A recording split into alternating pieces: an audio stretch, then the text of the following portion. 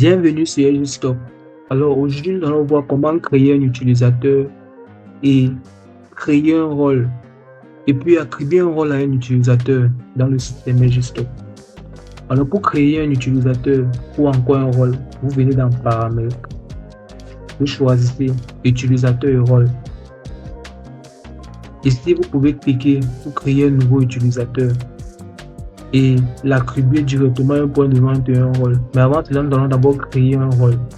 Donc, vous cliquez sur l'onglet rôle. Vous cliquez sur nouveau rôle.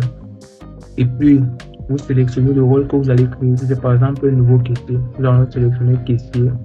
Nous allons sélectionner le nom du rôle qui est caissier. Vous pouvez mettre une description. Là, je vais laisser facilitatif. Ici, vous pouvez définir le périmètre d'accès, c'est-à-dire vous voulez que le caissier lui gère tous les points de vente, ou encore vous voulez que le caissier gère uniquement le point de vente auquel il est assigné, ou alors vous voulez que le caissier ait uniquement accès à ses propres données. Donc là, ça dépend de vous. Dans notre cas, nous allons prendre point de vente assigné uniquement. Ça veut me dire le caissier ne peut gérer que le point de vente auquel il a été attribué. Ensuite, vous allez pouvoir sélectionner les permissions que vous voulez donner à ce rôle-là, au rôle caissier.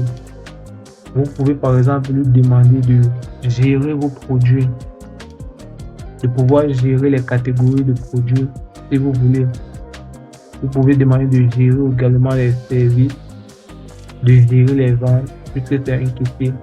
Il peut également créer les clients, il peut gérer la caisse, il peut gérer la banque, le module mobile money, il peut également gérer les emprunts, les dépenses et regarder ses statistiques.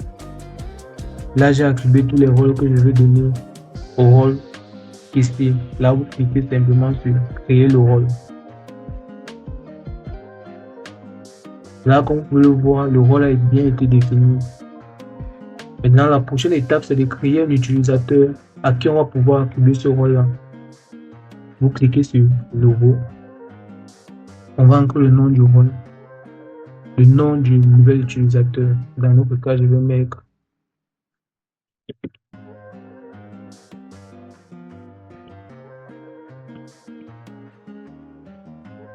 Véronique.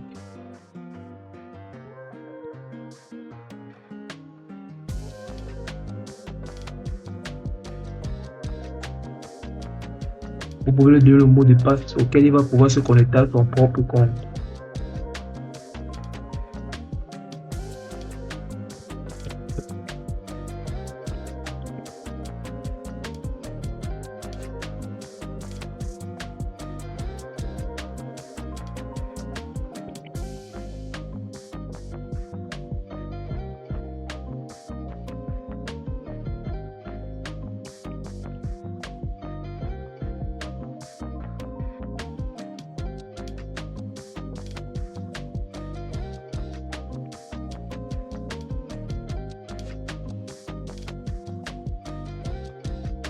Vous entrez son adresse.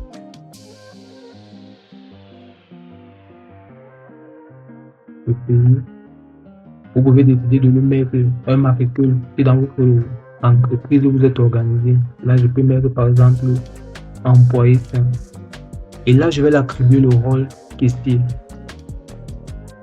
Maintenant, ici, nous allons sélectionner le point de vente auquel il aura accès. Donc, si je sélectionne le magasin central, ça veut dire qu'il va gérer les magasins centrales. Si je sélectionne PV Douala, il va gérer ce point de vente aussi. Donc, c'est ça que je vais sélectionner. S'il y a une date d'embauche, vous pouvez mettre, mais ce n'est pas obligatoire. Également, vous pouvez remplir les options optionnelles si vous voulez et renseigner une note si vous voulez. Et puis, vous créez.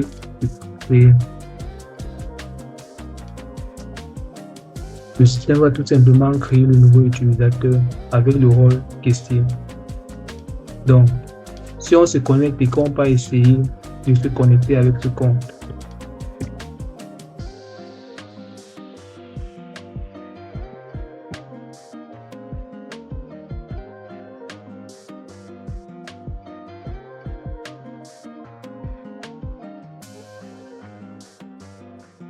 nous voyons bien que nous avons accès au compte. Mais si on vient par exemple dans facture, parce que dans tous les modules auxquels on doit attribuer encaissement, décaissement, les emprunts, donc il a accès au point de vente et il peut voir les données liées au point de vente. Si on avait choisi données propres uniquement, il ne devait avoir accès qu'aux données que lui-même il a eu à créer. Et nous avons choisi de l'attribuer uniquement dans le point de vente.